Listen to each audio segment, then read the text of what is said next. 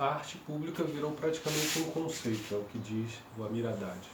Aqui a gente tem um exemplo do Tá na Rua, um grupo de teatro que faz apresentações na rua, normalmente ali na Lapa. Essa foto é na Praça dos Arcos da Lapa. E aqui no texto o Amir, o diretor, fala o seguinte: o teatro foi inventado para ser apresentado na rua. Depois é que foram feitas as salas para que ele se apresentasse, para que os atores se apresentassem. Então não foi o contrário, não foram as salas que criaram o teatro, mas o teatro que criou as salas de teatro.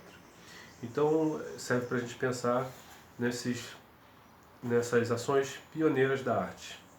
Então, dois artistas pioneiros da arte brasileira foram, o primeiro deles é o Mestre Valentim, o segundo que eu vou falar é o Aleijadinho.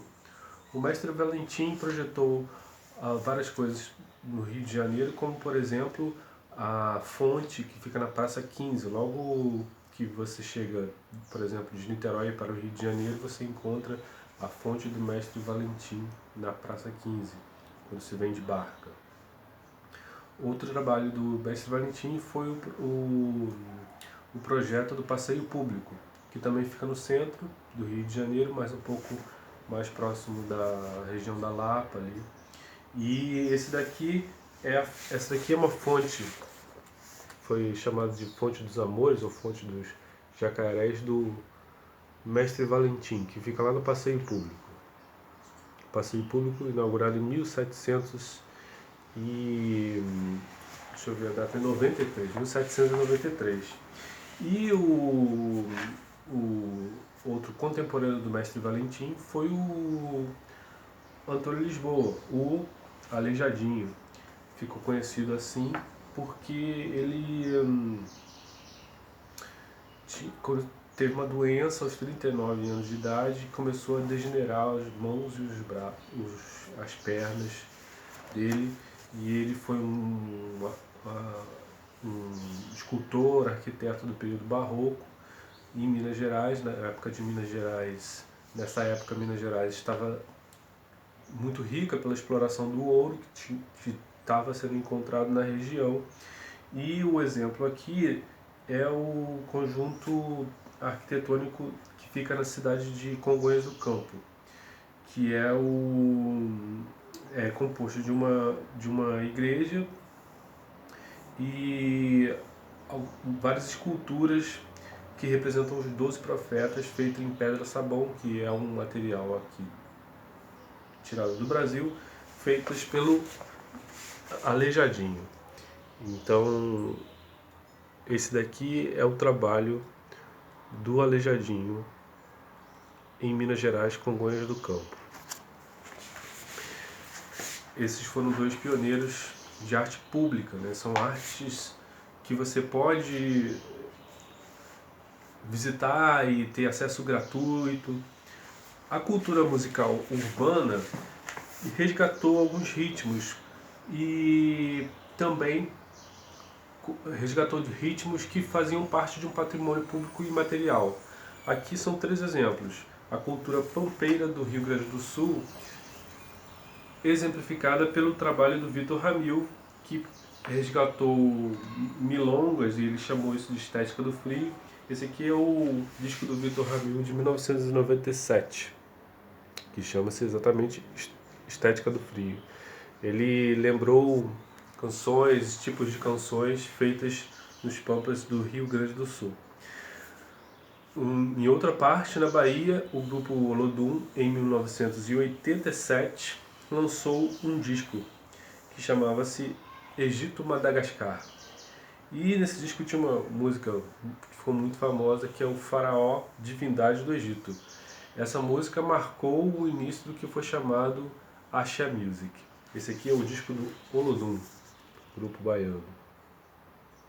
Um outro grupo muito forte culturalmente veio de outra parte do Brasil, que é o Recife.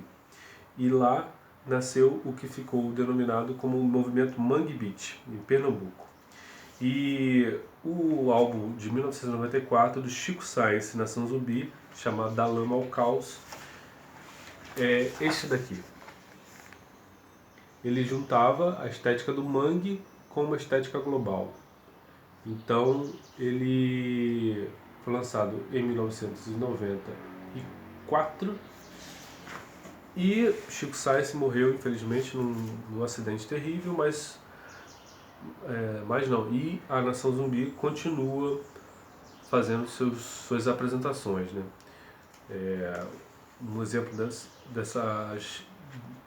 uma frase que ele dizia, que ficou muito conhecida, que é: a cidade não para, a cidade só cresce, o de cima sobe e o de baixo desce. Uma crítica social presente na música do Mangue Beat. A arte pública tem alguns exemplos muito icônicos. Aqui no Rio de Janeiro nós temos o Cristo Redentor. O Cristo Redentor foi feito, claro, por um artista, por arquitetos, engenheiros que o projetaram. Mas a gente nem sempre lembra desses nomes, né? Foram basicamente 4 pessoas, mas muita gente trabalhou. O Albert Cacu, o Jorge Leônidas fez o rosto do Cristo, era um romeno. O primeiro engenheiro que projetou foi o brasileiro Heitor da Silva Costa, e o Paul Landowski, que projetou o resto da escultura. Esse daqui é o Cristo Redentor, uma imagem muito icônica do Rio de Janeiro, né? A gente lembra do Pão de Açúcar e o Cristo Redentor, que fica no alto do Parque da Tijuca. E aí o Cristo do Morro do Corcovado. O Cristo Redentor, na verdade, foi uma primeira ideia de um padre brasileiro que queria homenagear, né, que fazer levar a ideia de que a nação brasileira era cristã. A princípio, essa ideia foi levada para a princesa Isabel. Em 1888, ela assinou a libertação, entre aspas, né, o fim da escravização no Brasil, e foi proposto inclusive fazer uma homenagem à Princesa Isabel, fazendo uma estátua da própria Princesa Isabel. Como ela é muito cristã, ela preferiu uma estátua do Cristo. Muitos anos depois, em 1931, em 1920 já voltou esse processo, porque depois nós viemos a ser república, né, e separou o Estado e a Igreja.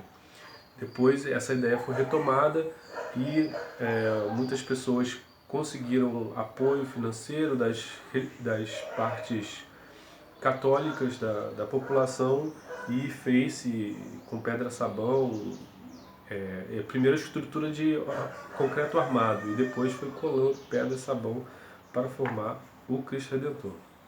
O Amilcar de Castro é um escultor que faz esculturas desta maneira, que parecem como se fossem se a gente tivesse um material muito maleável, né?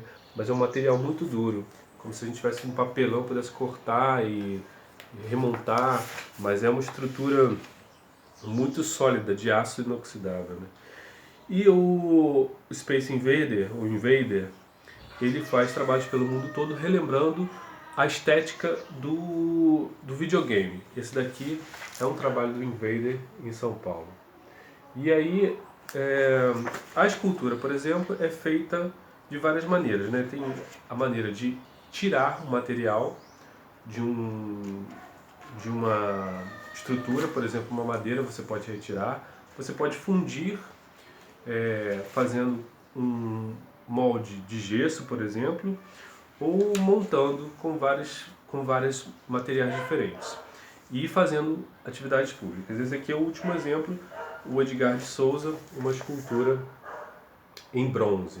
Bronze é um material que a gente pode usar para fundição. Então são esses alguns exemplos de arte pública.